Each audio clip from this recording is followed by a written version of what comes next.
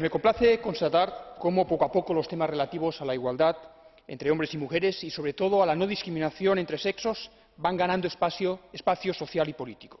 Sin embargo, los debates que hemos vivido las últimas semanas en el marco de la reforma de estas dos directivas muestran lo mucho que queda aún por hablar y por convencer. Y es que soy de los que defienden que la verdadera igualdad solo llegará cuando consigamos establecer los marcos adecuados para que las mujeres no sean discriminadas en la esfera pública ni en el ámbito laboral, pero también cuando dichos marcos permitan e incluso obliguen a los hombres a asumir sus responsabilidades en el ámbito privado y doméstico. En ese sentido, insisto en que el permiso de maternidad a escala europea sea al menos de 24 semanas, tal como de hecho están reclamando la OMS y el Lobby Europeo de Mujeres, y proclamo la urgencia de avanzar hacia una corresponsabilidad en igual medida por parte de las parejas con objeto de repartir la carga, pero también la responsabilidad ante la crianza de los hijos y las hijas. Muchas gracias. Gracias, Raúl.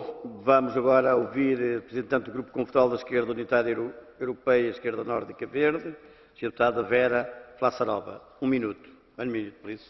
Dámy a pánové, paní Lulling se ujala nelehkého, ale potřebného úkolu. Ve většině členských států Unie nemají vypomáhající osoby, zejména manželky nebo manželé, žádný právní statut.